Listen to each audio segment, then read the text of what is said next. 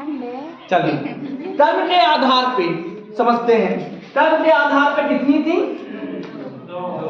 कर्म के आधार पर क्रिया के दो भेद होते हैं। एक तो सकर्मक, दूसरी अकर्मक क्रिया। सकर्मक क्रिया जिसमें सा क्या होगा? उपसर्ग होगा, और सा उपसर्ग का मतलब होता है सहित। सा उपसर्ग का मतलब क्या होता है? सहित। अगर इस पे हम ऊटी मात्रा चढ़ा दें सु, तो सु माने होता है अच्छा और सुंदर। अच्छा और सुंदर, जैसे सब लिखते हम सुलेख, तो अब सुंदर लेख। और हम लिखते सा परिवार, तो परिवार शहर, चूड़ी नहीं होता, सही तो होते। तो आप देखिए सा, तो इसी प्रकार कर्म अर्थ जो कर्म के साथ संबंधित हो। अर्थ प्रत्यय का मतलब होता है संबंधित। जैसे हम लिखते हैं लेखक, तो लिखने से संबंधित, पाठक पढ़ने से संबंधित। उसी प्रकार सकर्मक कर्म से संबंधित, यानी कि जो कर्म के साथ संबंध रखता हो, ऐसी क्रियाएं सकर्मक कहलाती हैं। वे क्रियाएं जो कर्म के साथ अपना संबंध रखती हैं, उन्हें क्या कहते हैं? सकर्मक। बात चल रही थी कर्म की। कर्म किसे कहते हैं? यदि किसी वाक्य में हम क्रिया में क्या लगाने पर हमें उत्तर मिलता है, जैसे हमने कहा राधा भोजन बनाती है या पकाती है। अगर राधा क्या बनाती है, एक उत्तर मिलेगा भोजन, एक उत्तर मिलेगा भोजन। तो वो क्रिया कैसी हो गई? अब क्या लगाने पर हमें कौन शब्द मिला? भोजन। तो भोजन हो गया हमारा कर्म। भोजन क्या हो गया? कर्म। और ये किससे संबंधित है? क्रिया से। तो क्रिया से जो सीधा संबंध रखते हैं, ऐसी क्रियाएं जिनके साथ कर्म जुड़ा रहता है, उसे सकर्मक कहते हैं। ऐसी क्रियाएं आप लिख सकते हो कि ऐसी क्रियाएं जिनके साथ कर्म जुड़ा रहता है, उसे हम सकर्मक कहते हैं। कर्म किसे कहते हैं? यदि क्रिया में क्या लगाने पर हमें जो उत्तर मिलता है, उसे हम कर्म कहते हैं। राम घर जाता है, राम घर जाता है। तो जाना क्रिया कैसी है? सकर्मक। क्यों सकर्मक है? अगर हम लिखें क्या जाता है, कहां पर जाता है, तो घर जाता है। कर्म है, घर को जाता है।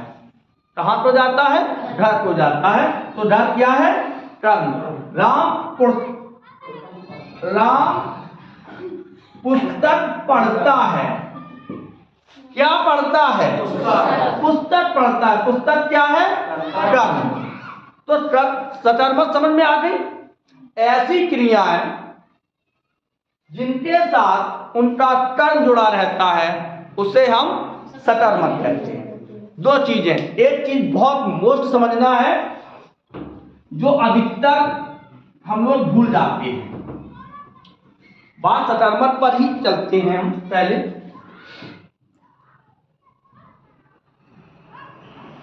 सकर्मक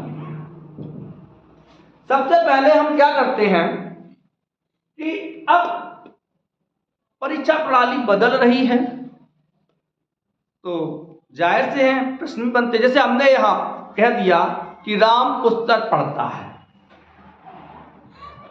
राम पुस्तक पढ़ता है, और हमने कह दिया कि पढ़ना क्रिया वाक्य में, राम पुस्तक पढ़ता है वाक्य में पढ़ना क्रिया कैसी है? सकर्मक है। सही है। अब प्रश्न आ जाए, राम पढ़ता है, वाक्य में पढ़ना क्रिया होगी, वाक्य में पढ़ना क्रिया। अब देखिए वाक्य में क्या नहीं दिया गया, नीचे वाले में कर्म नहीं दिया गया, कर्म नहीं दिया गया, तो क्रिया कैसी हो जाएगी, यहां वाक्य में कैसी हो जाएगी, अकर्मक, क्योंकि इस समय इसके साथ कर्म नहीं होगा। समझ में आया? जैसे और समझ लेते हैं,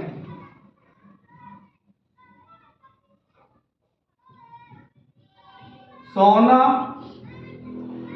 चलना, पढ़ना, रोना, और पूछ लिया गया कि इनमें कौन सी क्रिया अकर्मक नहीं है। क्योंकि देखिए यहां तो पढ़ने के साथ कर्म लगा है, लेकिन यही क्रिया यहां क्या बन रही, अकर्मक बन गई, क्योंकि यहां कर्म नहीं है। अब लेकिन 4 क्रियाएं हमने आपको दे दी और ये कहा कि भाई इसमें में से कौन सी क्रिया अकर्मक होगी, ये तो था। तो अब देखिए क्या सोता है, पता नहीं, विशेषण तो बढ़ सकता है, धीरे धीरे सोता है, ठकाटे मारते सोता है, गहरी नींद में सोता है, आंख खोल के सोता है, तो विशेषण बन जाएगा। क्या चलता है, क्रिया कैसी है, अकर्मक है, क्योंकि हमें कोई उत्तर नहीं मिलेगा, जो भी उत्तर आएगा इसका विशेषण बन आएगा। जैसे क्या चलता है, धीरे धीरे चलता है, क्रिया विशेषण बनेगा, जोर जोर से चलता है, क्रिया विशेषण। क्या रोता है, धीरे धीरे रोता है, जोर जोर से रोता है, तो विशेषण बन सकता है। लेकिन क्या पढ़ता है, तो हो सकता है पुस्तक पढ़े, हो सकता है पत्र पढ़े, हो सकता है किताब पढ़े, रामायण पढ़े, कुरान पढ़े, महाभारत पढ़े, कुछ ना कुछ तो पढ़ता होगा। तो ऐसी स्थिति में पढ़ना क्रिया कैसी हो गई, सकर्मक। अगर हम लिखे राम पढ़ता है, वाक्य में पढ़ना क्रिया क्या है, अकर्मक। राम पुस्तक पढ़ता है, में पढ़ना क्रिया क्या है, सकर्मक। बात समझ में आ गई? उनसे कहो बैठो, बोला तुम बनाओ चाय, इधर उठा। वैसे चाय इतनी होनी चाहिए कि 3 बाजरा की रोटी में सोचेंगे। चलो आगे बढ़ते हैं। अब आते हैं सकर्मक क्रिया, समझ में आ गई। जैसे प्रश्न आ जाए, पढ़ना, जाना,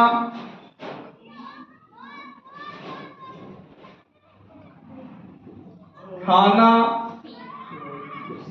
हंसना, इनमें में से कौन सी क्रिया सकर्मक नहीं है, हंसना। वाह वाह, तुम तो रोती हो,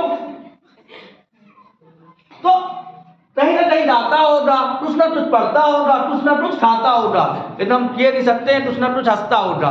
हम लोग कह सकते हैं थोड़ा बहुत हंसता होगा, विशेषण बना सकते हैं, लेकिन क्रिया अकर्मक है, सकर्मक नहीं बना सकते हैं। हाँ, अब पहले अकर्मक पढ़ते हैं। अकर्मक समझ में आती है, चलो अकर्मक को पढ़ते हैं। तो सकर्मक समझ में आया, वे क्रियाएं जिनके साथ कर्म आने की संभावना होती है, प्रत्यक्ष रूप में या अप्रत्यक्ष रूप में, ऐसी क्रियाओं को क्या कहा जाता है, सकर्मक। अब आगे बढ़े, दूसरी आती है अकर्मक।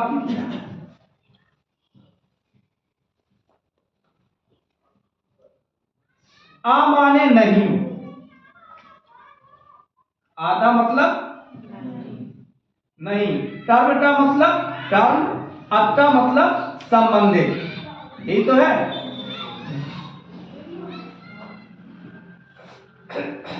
अ दन कर्म, दन नहीं।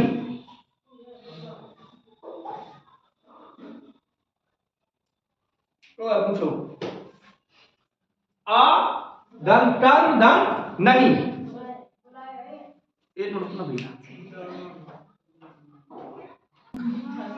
हाँ, तो जो क्रियाएं कर्म से संबंधित नहीं है, इन क्रिया में क्या लगाने पर हमें कुछ भी उत्तर ना मिले, तो वो क्रिया कैसी होती हैं, अकर्मक होती है। जैसे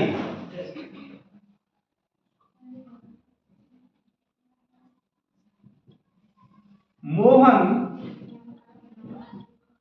रोता है, मोहन रोता है। क्या रोता है पता नहीं, विशेषण बना सकते हैं। जोर जोर से रोता है, धीरे धीरे रोता है, फूट फूटते रोता है, हंस हंसते रोता है। लेकिन रोना क्रिया कैसी है? अकर्मक है। रोना क्रिया कैसी है? हाँ। अब देखो इसको सकर्मक कैसे बनाते हैं, इसको सकर्मक कैसे, और एक दो बार देख लेते हैं। राधा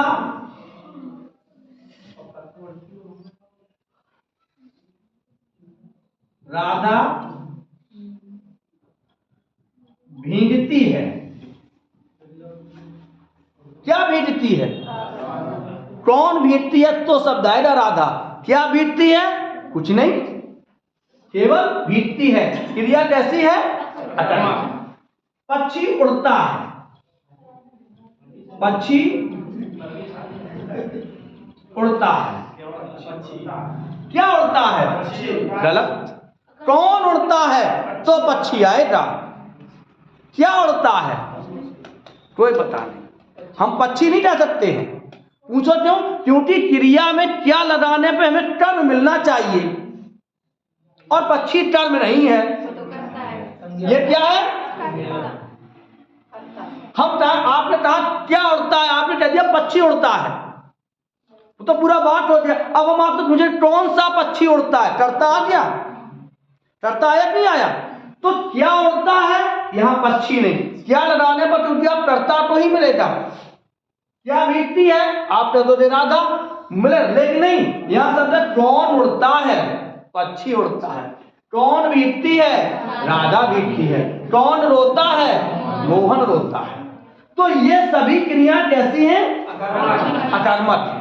अब कभी ध्वनि परिवर्तन करके, स्वर परिवर्तन करके इनको हम अकर्मक से सकर्मक में बदल सकते हैं। जैसे मोहन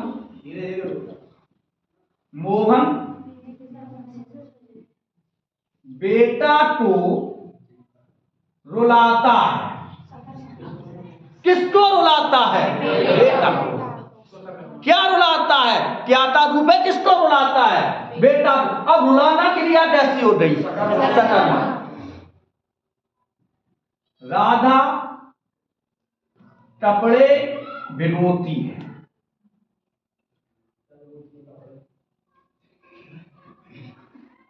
किसको भिगोती है?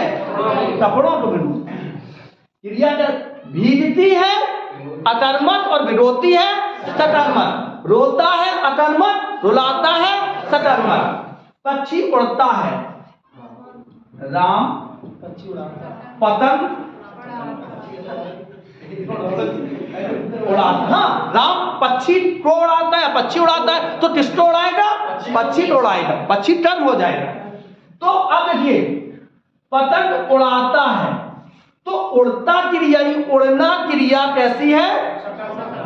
अकर्मक, और उड़ाता क्रिया सकर्मक। वृक्ष उठड़ता है, अकर्मक, और मोहन वृक्ष को उठाड़ता है, सकर्मक। समझ में आया? अकर्मक और सकर्मक। तो ऐसी क्रियाएं जिनके साथ कर्म की आवश्यकता नहीं होती है उन्हें हम अकर्मक कहते हैं। लेकिन ये अकर्मक क्रियाएं कभी कभी ध्वनि परिवर्तन करके, स्वर परिवर्तन करके क्रिया कैसी हो जाती है? सकर्मक। जैसे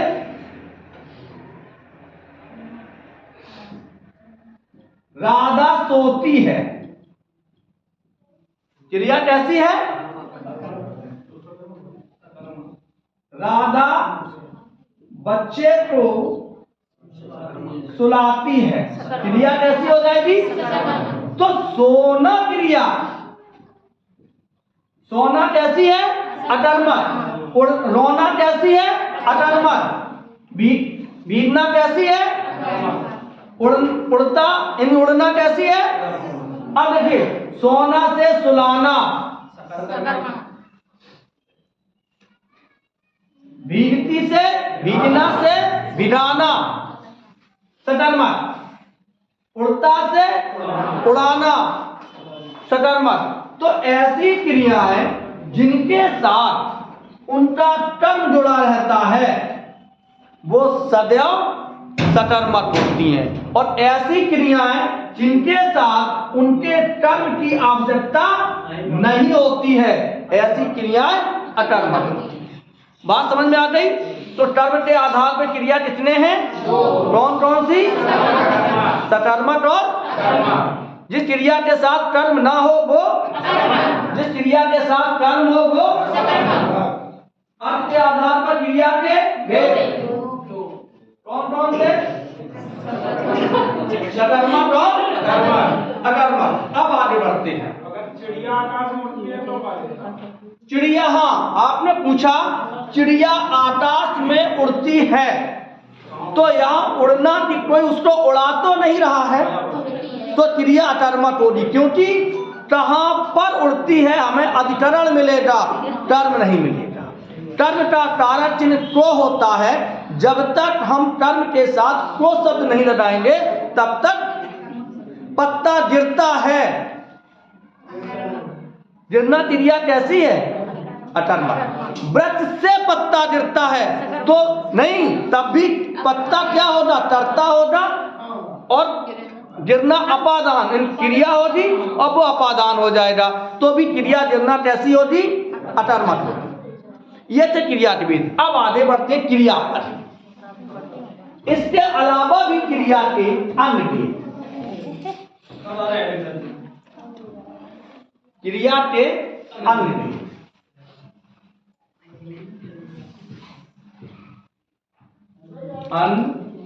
रूप या भेद। सबसे पहले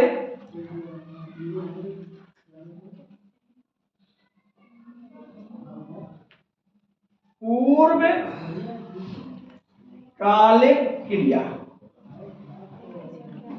जब एक क्रिया के पहले कोई क्रिया लगती है, एक क्रिया दूसरी क्रिया पर निर्भर होती है, तो उसे हम पूर्वकालिक क्रिया या पूर्वकालिक क्रिया कहते हैं। जैसे यह कर या करते के अर्थ में होता है, कर या करते के अर्थ में।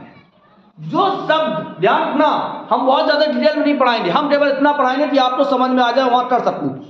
किताब के हिसाब से नहीं पढ़ रहे हैं हम लोग, सीधे बैठ जा भैया, नाले में पढ़ापा नहीं है, पुलिस की तैयारी कर रहे हैं। अरे यार तुम्हारे जैसे आते तो हम पानी मार देते तो पानी चढ़ जाते तुम, अब बात अलग है। हाँ चलो, जैसे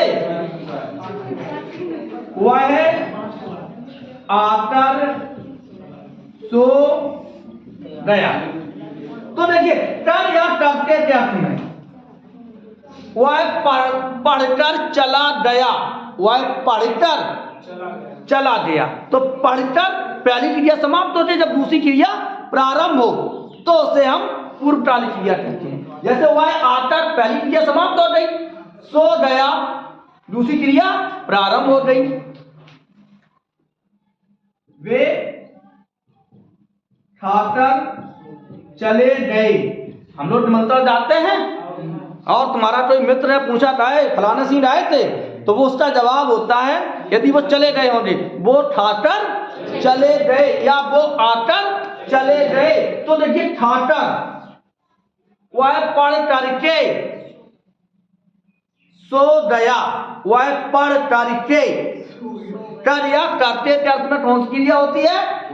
पूर्वकालिक। यदि ऐसे शब्द आ जाए कि जिन क्रिया के पहले भाग क्रिया में कर या करके शब्द लगा हो, उसे हम पूर्वकालिक क्रिया कहते हैं। दूसरी, समझ में आ रहा है भैया? अरे यार इसी से परिभाषा कर या करते के अर्थ में। दूसरा,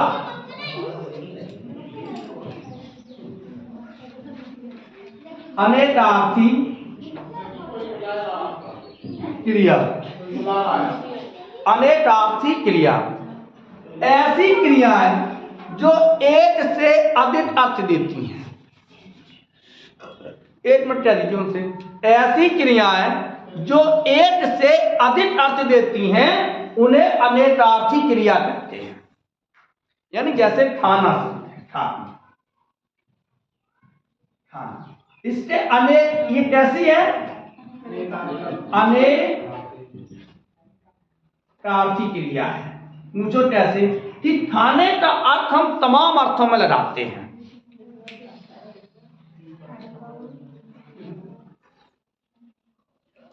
गरम होती अजीब कर रही होती। चलो, खाना, वह भोजन खाता है। यह खाने का मतलब वह भोजन, वह रिश्वत खाता है, वह गाली खाता है, वह प्रातःकाल हवा खाता है। सही है? अनेकार्थी है। वह जूते खाता है, वह मार खाता है, वह रिश्वत खाता है। तो खाना क्रिया कैसी है? लगना। ठंड लग गई, चोट लग गई, आंच लग गई, क्रिया कैसी है? आंच लगना एक मुहावरा है। आंच लगने का मतलब क्या है? सो जाना, छोड़ना।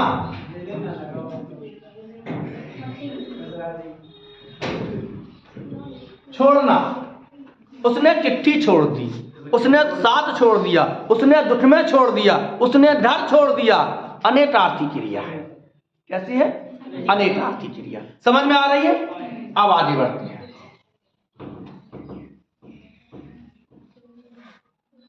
अपूर्ण क्रिया है।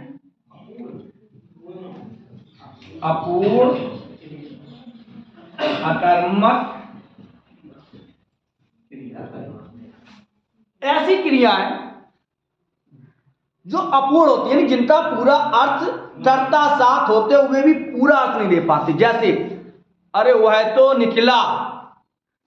हम लोग गांव में कोई आदमी सीधो साधो बन के फिरत हो, और अगर लोग कह देते अरे भैया वे तो बड़े निठरे, पूरी बात नहीं कहते, वो तो बड़े निकले, चोर निकला, ईमानदार निकला, बेईमान निकला, कमजोर निकला, पैसे वाला निकला, डकैत निकला, कौन निकला? मंत्री निकला, गुप्तचर निकला, कौन निकला? तो क्रिया कैसी है? वो तो बड़े हैं। लोग कह देते हैं तुम तो यार बड़े बे हो, को चालाक हो, मंत्री हो, संतरी हो, बेईमान हो, कौन हो? लेकिन हम लोग कह देते हैं बड़े बे निकले। तो वो क्रिया कैसी है? अपूर्ण, अकर्मक क्रिया है। समझ में आया? आगे देख लेते हैं। द्विकर्मक क्रिया।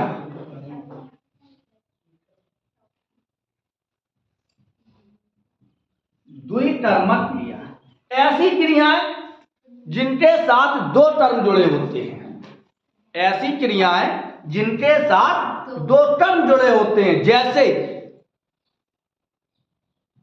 वह गाय से दूध दुहता है।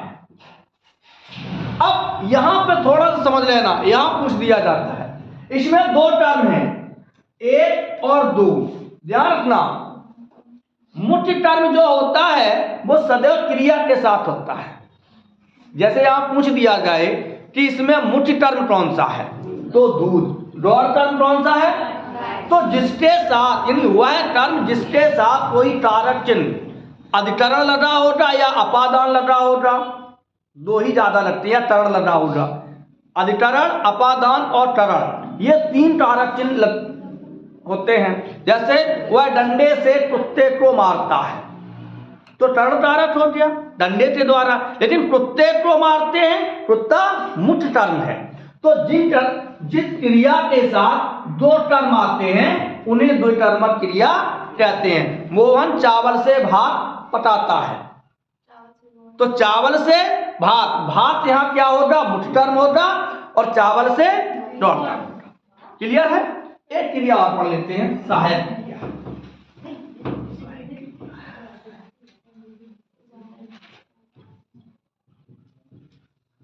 सहायक क्रिया ऐसे शब्द या ऐसी क्रियाएं जो मुख्य क्रिया को पूर्ण करने में सहायता प्रदान करती हैं, उन्हें सहायक क्रिया कहते हैं। ऐसी क्रियाएं जैसे वह पढ़ता, क्या बात पूर्ण है? नहीं, वह पढ़ता था या पढ़ता है या पढ़ चुका है। सही है? तो ये जो था है, छुटा है, ये मुख्य क्रिया को अपना पूर्ण स्वरूप प्रदान करते हैं, तो इसे हम सहायक क्रिया कहते हैं। आज आपने कौन सा टॉपिक पढ़ा? क्रिया। क्रियाओं के कितने रूप होते हैं? 2, रचना के आधार पे और कर्म या अर्थ के आधार पे। कर्म के आधार पे कितने होते हैं? 2, सकर्मक और अकर्मक। सकर्मक वो होते हैं जिनके साथ कर्म जुड़ा होता है, अकर्मक वो होते हैं जिनके साथ कर्म। इसके अतिरिक्त पूर्णकालिक क्रिया, अपूर्ण अकर्मक क्रिया, सहायक क्रिया और द्वैकर्मक तथा अनेकार्थी क्रिया। सही है? याद हो गया? तब तक के लिए राधे।